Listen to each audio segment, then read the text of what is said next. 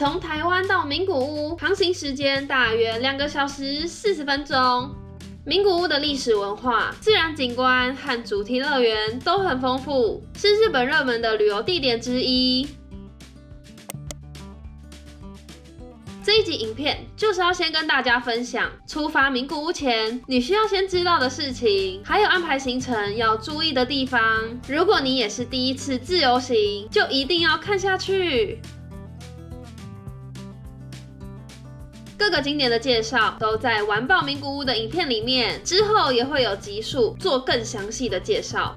这边列出的是我很推荐的景点，行程如果安排4天3夜或是5天4夜的话，可以从名古屋市区玩到高山市，最远可以到合掌村。时间比较充裕，可以玩到6天5夜以上的话，就能再多安排到金泽跟立山黑部。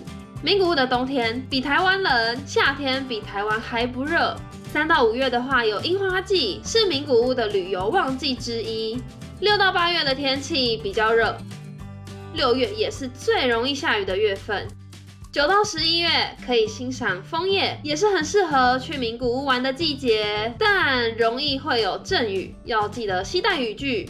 冬天的话，某些地区会降雪，就会有特别漂亮的景色，像是合掌村会有冬季点灯活动，活动当日的住宿都是需要提前先申请抽签。如果有打算当天住在合掌村的话，记得要留意官网公布的日程资讯，连结我会放在底下资讯栏。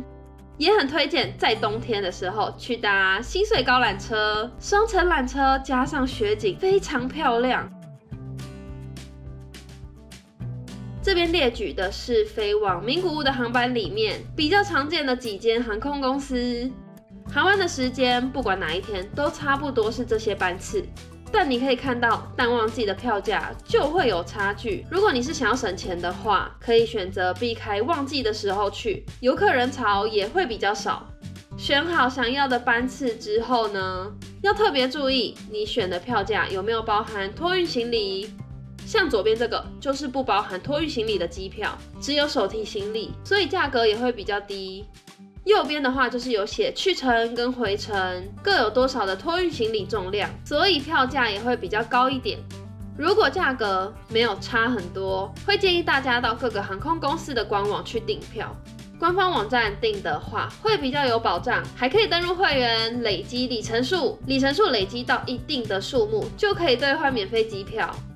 买机票的时候，填写的名字一定要跟护照上的相同。再来就是要确定自己选的时间、去程跟回程的日期有没有正确，因为订票之后一旦有错误要更改，就会需要另外付改票费。最后结账刷卡会建议使用自己的卡片付款，或是用同行旅伴的信用卡付款。到机场报到的时候，也要记得携带订票的那张信用卡。除了预防会有问题需要重刷卡验证以外呢，航空公司担心会有盗刷的风险，有几率会抽验卡片来确认是不是由本人使用的。另外，有的信用卡公司会提供个人的旅游平安险，这部分就要看各家银行的规定了。也要注意护照的效期，如果你过期了，就要先记得去换护照。到名古屋的市区，比较推荐住在名古屋站或是荣町站，搭乘地铁或是民铁等等的比较方便。另外这边是选择住宿的时候可以考量的重点，特别是住宿有没有提供早餐的部分，因为在日本一大早会比较难找到吃早餐的地方。到名古屋一般是不需要另外准备转接器的，如果有另外使用大电器的需求，就需要特别注意。在名古屋市区刷卡或是行动支付都蛮普及的，你也可以使用交通卡来付款，店家在柜台前面都会标示可以使用的支付方式。登机前会需要先报到，领取登机证跟托运行李等等。报到的方式有2种，你可以当天再到机场的航空公司柜台报到，需要提早2个小时到2个半小时左右到机场。如果是旅游旺季，就要斟酌再更早到机场。另外可以网络报到，省去现场排队时间。后面我就要来告诉大家怎么操作。这边是桃园机场的航空公司里面可以使用手机 APP 或是只有网页报到的航空公司。手机报到的话，就要先下载航空公司的 APP， 点进来以后就会是这个画面。接着就选成行程管理报到，这边会需要输入定位代号。你可以在订票完成的确认信里面找到你的定位代号，输入定位代号、姓名之后就点查询。进来以后，你就可以看到航班资讯了。如果是一起买的机票，也可以看到同行的人。往下滑就可以找到报到的地方，在起飞前的48小时到1小时都可以网路报到。开放报到的时间也可以免费选位，所以如果你有比较想要坐的位置，记得设闹钟，在起飞前48小时就去报到选位。报到完成之后，手机里面就有登机证了。如果没有行李要托运，你就可以直接出示这个画面走进去。接下来这边是一些行李的注意事项。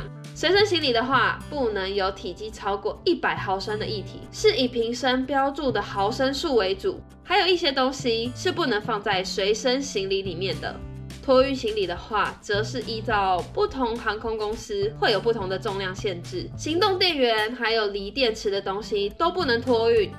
另外，建议先填写 Visit Japan Web， 入境只要扫描 QR Code 就能通关，也不用另外填写入境单。这边要先建立一个新账号，然后登入。接下来的话要登入本人资料，也可以一起填写同行家人资料。接下来就要登入新的入境资料，这边要先填写抵达日本的日期、搭乘的航空公司名称、航班号。另外要填写饭店的地址、饭店名称，联络的电话可以写自己的手机号码。接着是填写检疫资料，还有入境审查跟海关申报。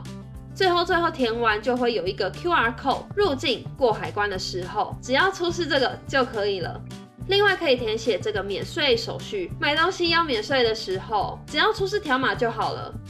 如果你没有先填写 Visit Japan Web， 这边教大家怎么填这个入境表格。空服员会在飞机上的时候询问是否有需要这张表单，填好之后是在过海关的时候出示。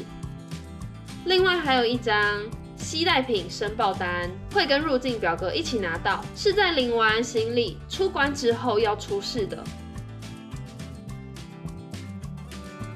抵达中部国际机场之后，到市区最快的方式就是搭乘 Sky 特急，最快不到半小时就能抵达名古屋站，最远可以直达犬山跟岐阜，也是1个小时内就会到了。名古屋市区内的景点主要可以搭乘市营地下铁前往，这边就有列出几个景点所在的站点给大家参考。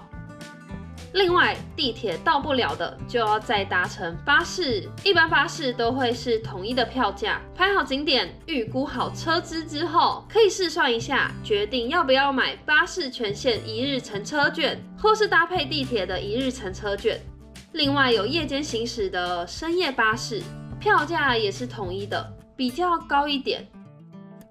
还有一种是观光路线巴士，每一站都是景点，这个巴士也可以用1日乘车券。班次时刻表的连结我会放在底下资讯栏。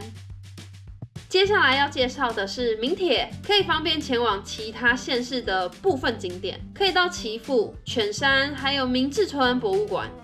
也能前往机场，最远可以到爱知县的一些景点。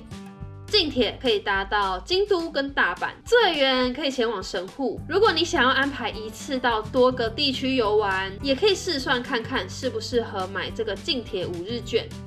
这里也有几条 JR 线会抵达名古屋， JR 东海道新干线往东可以到东京，往西则是有到京都啊、大阪、神户，还有冈山、广岛跟博多等等的知名旅游地区。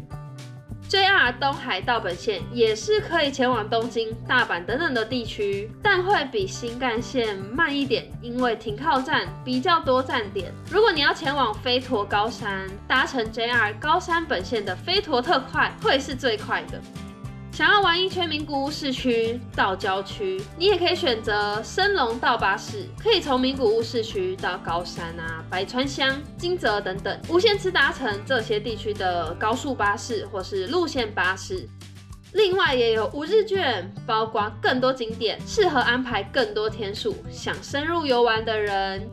再来介绍一下轻波线，如果你是想要去乐高乐园或是慈福铁道馆，就要到名古屋站转搭这条线，它是按照距离收费的，用日本国内10几种的交通 IC 卡都可以搭。最后一条路线是里尼莫，如果要去爱地球博纪念公园、吉普力公园，就要搭地铁到藤枝球站，再转搭这条线。抵达住宿，只要出示护照给服务人员就好了。如果遇到找不到资料的问题，就需要再出示订房编号。接下来跟大家分享怎么安排行程，可以在频道玩爆名古屋的影片里面扫描 QR code 连结，点进网址之后就会看到这个画面，在这边点击储存清单，这样就存好了。之后打开 Google Map 就可以在最下面已储存里面看到这些清单，这样就会得到标注了很多景点的地图，可以很清楚所有景点的位置。决定好要去哪些景点之后，可以把邻近的景点安排在一起，规划出最顺路省时的行程。吉普力公园是需要提前2个月上网先预约，有抢到票才可以进入园区参观。它会在每个月10号的下午2点开放预约，2个月后当月份的票。因为吉普力公园非常热门，通常一开放完就会被抢完。所以假设你想要在4月份的某一天去，你就要在2月10号的下午1点准时上网预约。如果不幸没有抢到的话，或是临时才决定出发，来不及抢票，你就可以去找 FB 社团蹲看看有没有人会释出，但要特别注意，小心诈骗。如果你有打算安排去一趟立山黑部，就要特别注意，它有封山期，是不能入山的，所以会建议安排在4月到10月前往。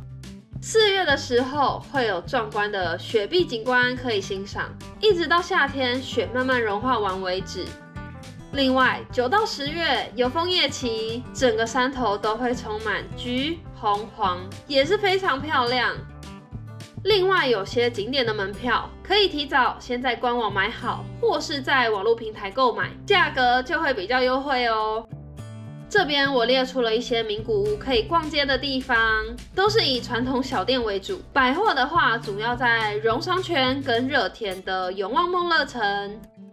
在部分商店消费未税满5000日元就可以退税10%，但除了一般物品之外，要特别注意，消耗品是不能在名古屋境内使用的。店家也会把消耗品用封条包起来，如果你有需要用到的话，就要分开结账。